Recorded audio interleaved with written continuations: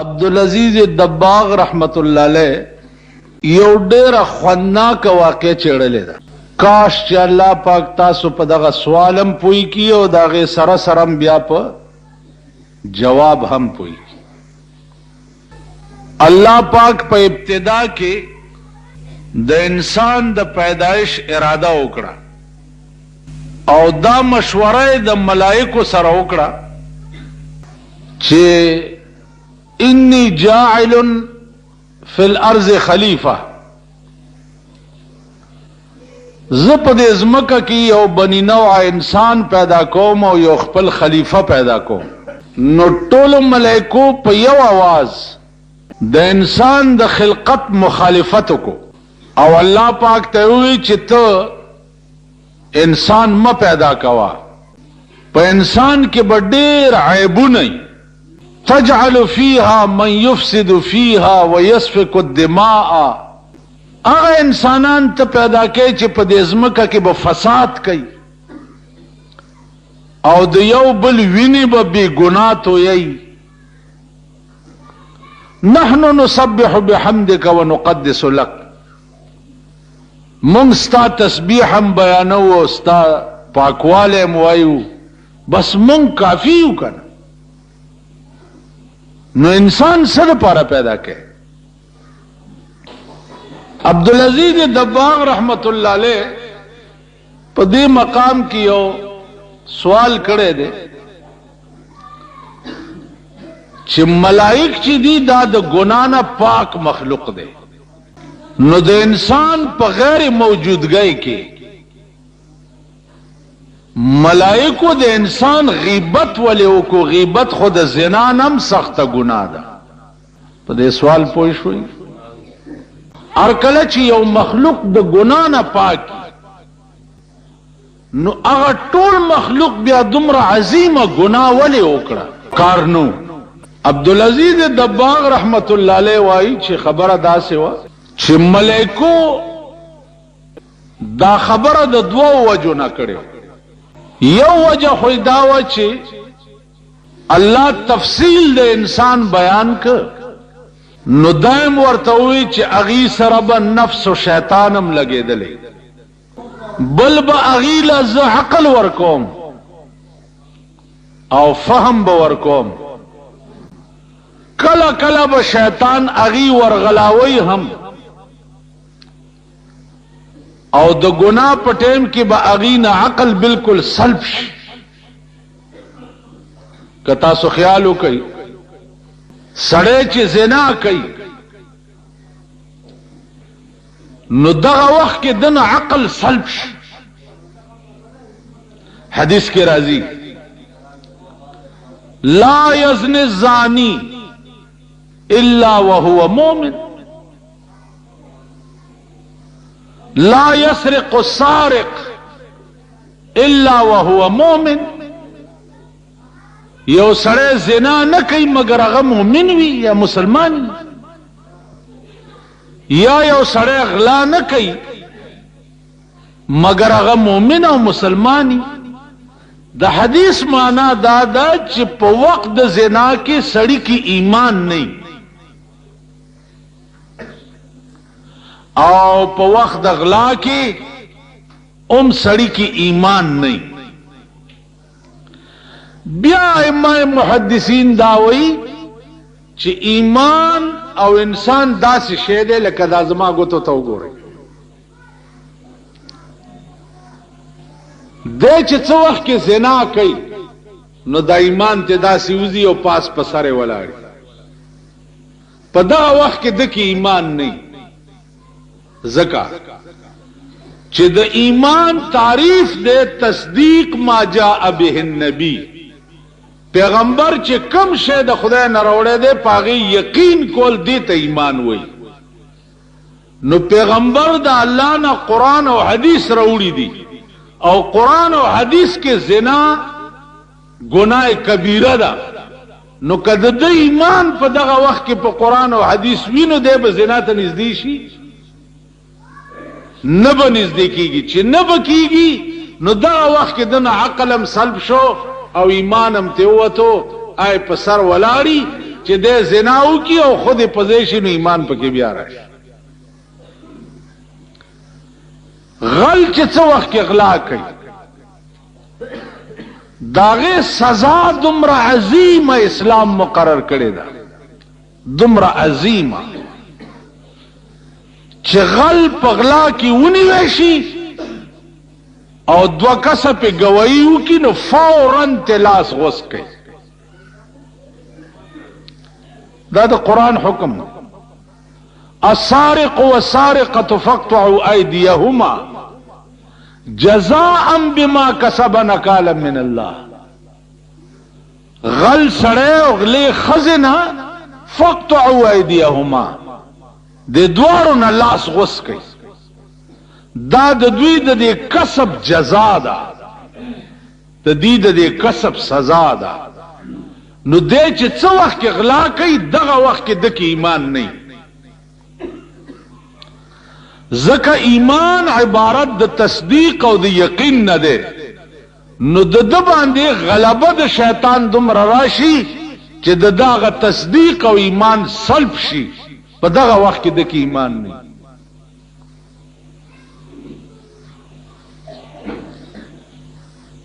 نو سره د دې تفصیله عزیزانو ملائکو وی چې یاره داسې بنی آدم پیدا کړي چې اب سبا دا کارونه کوي. نو الله ورته فرمایل چې ټیک ده خود دې بنی آدمو کې به بیا داسې وي، دوی کې به بیا داسې وي چې یو سړی به هغه به په زنا قادر شي، بند کوټه به ایس څوک به نه او دته بړکې راشي چې کئی څوک نشته نو د خدای ذات خوشته او ماته ګوري کنه نو دې برستو شي او زنا به پریدي. نو الله فرمایل چې دې کې به بیا دسی کسان د انسانانو کې به دسی وي لکه یوسف علیہ السلام زلیخی په کوټه کې گیر کړ، او کوټو ته نه نهسته او ټولې کوټې کلب کړې او ورته وی چې وای اوس بدل ته تا ما نه څوک خلاصوي، یا زه چې څه وایم هغه ومنه او کنی نو خیر دې نشته. دا اسمان ته وکته چې शराब पीने दे जाहिद मुझे मस्जिद में बैठ कर या ऐसी जगह बता के जहां पर खुदा न हो. डॉक्टर इकबाल हुई शराब पीने दे जाहिद मुझे मस्जिद में बैठ कर मां प्रेदा ची जुमात के शराब उसका सड़ी दलता शराब बोतल रोइस्तो पर सर रवाड़ो लता सुधा टुल जुमात बोर पसीश मर्ग लबे हुआ है मरबे वला लक जुमात के शराब वो जुमात नौगवई शराब पीने दे जाहिद मुझे मस्जिद में बैठ कर या हमें प्रेद ची जुमात के शराब उसका और कनवे तवे ची जुमात के खुदा दे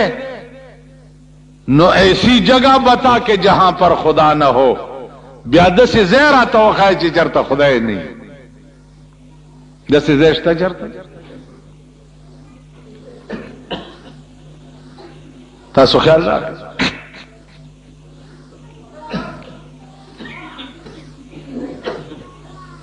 नो यूसुफ अलैहिस्सलाम पागा कोटा की जुलेखे तवे च दे के शक निश्ता च दिल तयाते या ज़ेम ऐसोक निश्ता चाहता पता न लगी लेकिन आगा जात ता पता लगी च कम जात ज पैगंबर करे अमा तगूरी الله اکبر आवाज وکړ او په دروازه ورمنډه کړه او چې په کومه دروازه به ورتله نو دروازه به ورته لري شو چې په بله به ورتلو بله به ورته لري شو چې په بله به ورتلو بل چې بار راووتو نو زلیخا ورپسې راورسېده او د دې رستو لمنې نه ونیو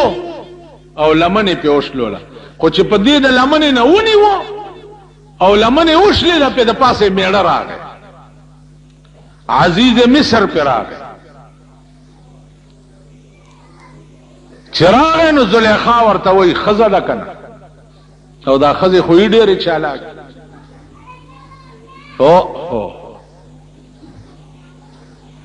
قرآن کې الله فرمایي چې د ښځو د مکر نه امان غواړي د ښځو د مکر سمه دمه بی هغه ورځ یو سړی راغی ما ته وی چې ښځې نه ډېر تنګ نو ما ورته وی چې داسې سړی راته وښیه چې تی نه یې تنګ تاسو ښځې شته که ټول لونډان یې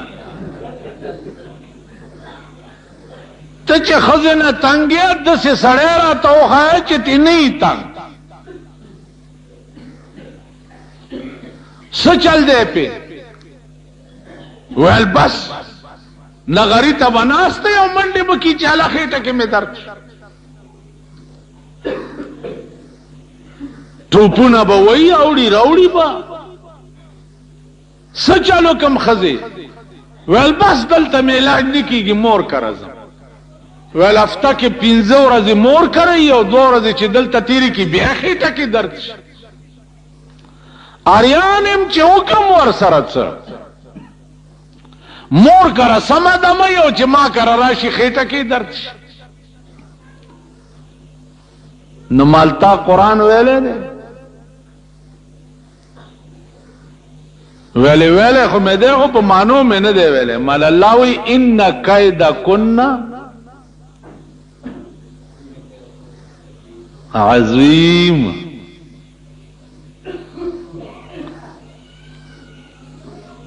الله وی د ښځو مکر دا ډېر لوی دومره لوی مکر او فریب لکه د ښځو چې دی پناه په خدای اوس زلیخې جرم هم دې کړی دی او میړه ته یک دم وی او دا ته ګوره مونږ سره یو شیطان ګرځي د دوی په اوږو 3 زره شیطانان ګرځي میړه ته وایي چې څه اراده ده ستا د هغه سړي متعلق چې چا اراده ستا ښځې سره د بدفعلۍ کړې وه دا ما خو ورپسې رامنډه ځکه کړه چې د ما سره اراده د بدفعلۍ کړې وه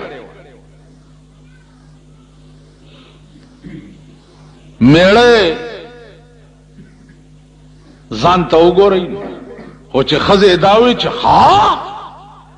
اخو وزیر اعظم د مصر ویلوی نیسي او جیل کې واچوي